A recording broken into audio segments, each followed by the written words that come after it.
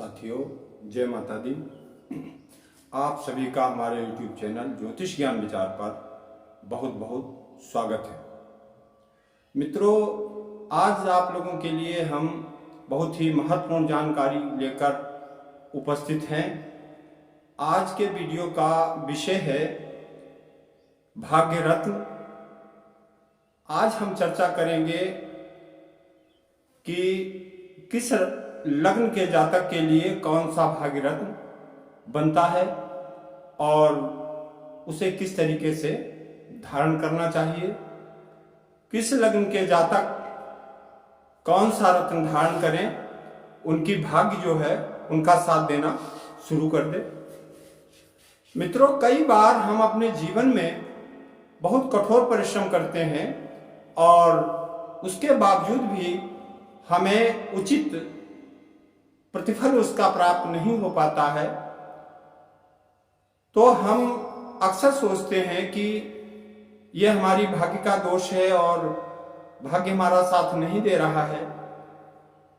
इस प्रकार की स्थिति में हम अपनी जन्मपत्री से विशेष सहायता प्राप्त कर सकते हैं।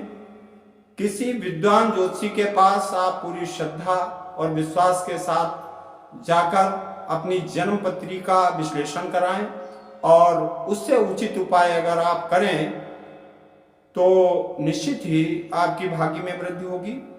आज हम इसी टॉपिक पर आगे बढ़ते हैं।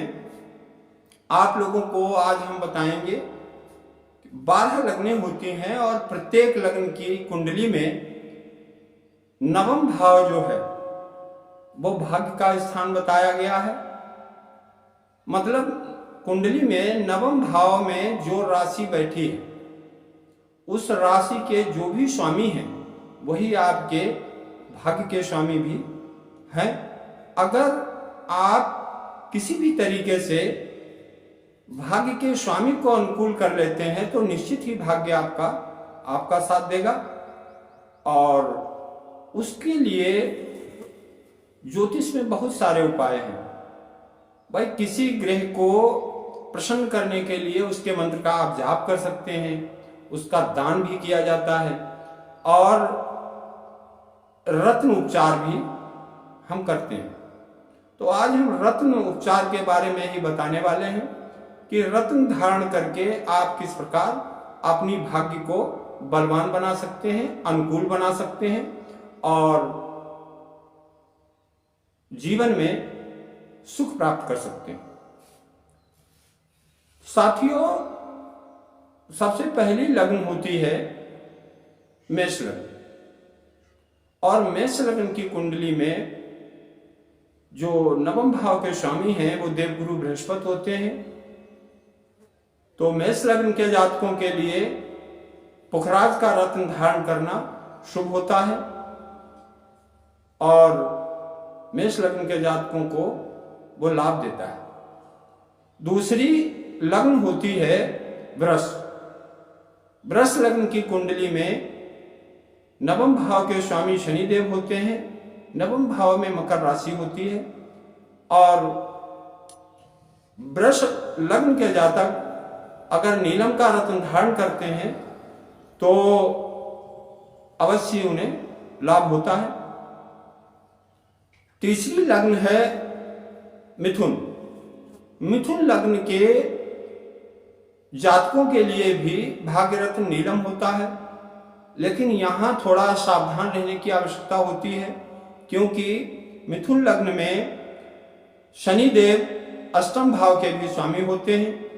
तो यहां यह देखना है कि अगर शनिदेव आपकी कुंडली में अष्टम भाव में ही बैठे हैं तो आप कदापि नीलम ना पहने।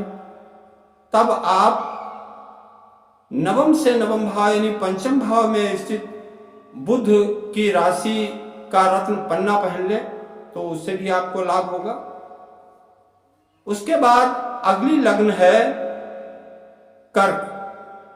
कर्क लग्न की कुंडली में नवम भाव के स्वामी देवगुरु बृहस्पति होते हैं। तो कर्क लग्न की कुंडली के जातक भी पुखराज धारण कर सकते हैं। उसके बाद अगली लग्न है सिंह। सिंह लग्न की कुंडली में नवम भाव के स्वामी मंगल देव बनेंगे और उनका रत्न होता है मूंगा। मूंगा लाल और सफेद दो रंगों में होता है, तो यहाँ लाल मूंगा धारण करने के लिए आपको बताया जा रहा है। लाल मूंगा आप धारण करें और आपको इसका लाभ मिलेगा। अगली लग्न होती है कन्या। कन्या लग्न की कुंडली में नवम भाव के स्वामी शुक्रदेव होंगे और शुक्रदेव का रत्न होता है हीरा। हीरा बहुत महंगा रत्न है।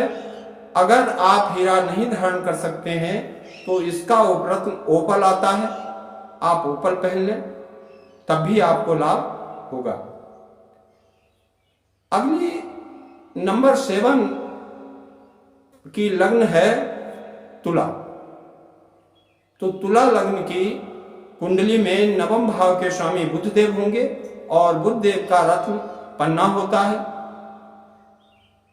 तो तुला लग्न के जातक अपनी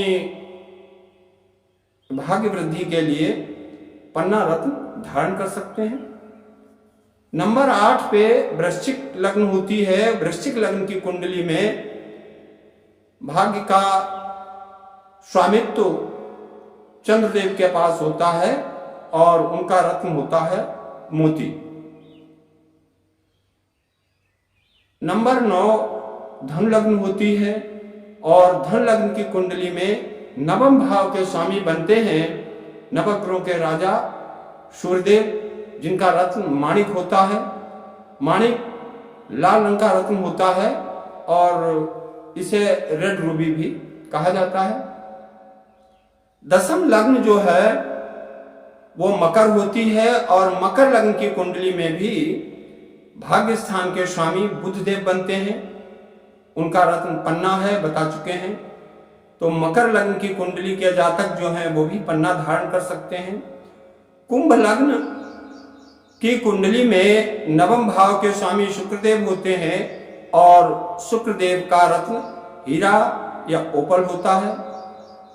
उसको धारण करें, लाभ होगा। अंतिम और द्वादश लग्न जो है मीन है और मीन लग्न की कुंडली में भाग्य स्थान के स्वामी मंगल देव होते हैं। तो मीन लग्न के जातक जो हैं वो मूंगा धारण करें और उन्हें लाभ होगा। अब ये 12 लग्नों के लिए आपको हमने रत्न बता दिए हैं। तो साथियों, मुख्य रत्न बहुत महंगे होते हैं और कई बार बाजार में विक्रेता डुप्लीकेट रत्न भी दे देते हैं। तो इन्हें बहुत सावधानी से आप खरीदें और विश्वसनीय दुकान या प्रतिष्ठान से ही इन रत्नों को प्राप्त करें। यदि आपके मुख्य रत्न लेने में आपको कठिनाई हो रही है तो आप इनके उपरत्न भी धारण कर सकते हैं। और इनको धारण करने का तरीका यह है कि आप किसी विद्वान ज्योतिषी से संपर्क करें और सही मुहूर्त और नक्षत्र में इनको प्रतिष्ठित कराएं और इन्हें उचित अंगुली में धारण करें। आपकी जानकारी के लिए हम एक बार बता रहे हैं कि मूंगा रत्न जो है मंगल देव का होता है, तो उसे मंगलवार के दिन धारण करना चाहिए। उसके बाद हीरा जो है वो शुक्र का रत्न होता है, उसे शुक्रवार को धारण करना चाहिए। पन्ना बुध देव का रत्न होता है तो उसे बुधवार को धारण करना चाहिए। इसी प्रकार पुखराज बृहस्पति देव का रत्न है तो उसे बृहस्पति को धारण करना चाहिए। और शनि का रत्न नीलम होता है, नीलम को शनिवार को धारण करने से लाभ होगा। इसी प्रकार जो रत्न जिस ग्रह का है उसी दिन उसे आप धारण करें तो आपको लाभ होगा। आगे रत्नों के बारे में एक जानकारी आपको और देना चाहते हैं उसे आप ध्यान से सुने। रत्न कई बार लाभ देने की जगह नुकसान भी कर जाते हैं, इसलिए रत्न धारण करने से पहले आप अपनी कुंडली दिखाकर और उचित परामर्श किसी विद्वान ज्योतिषी से अवश्य लें, उसके बाद ही रत्न धारण करें। निश्चित ही लाभ होगा और आपकी भाग्य जो है वो आपका साथ देना शुरू कर देगी। इसी के साथ हम आज का वीडियो पूरा करते हैं। अगले वीडियो में फिर मिलेंगे, तब तक के लिए जय माता दी।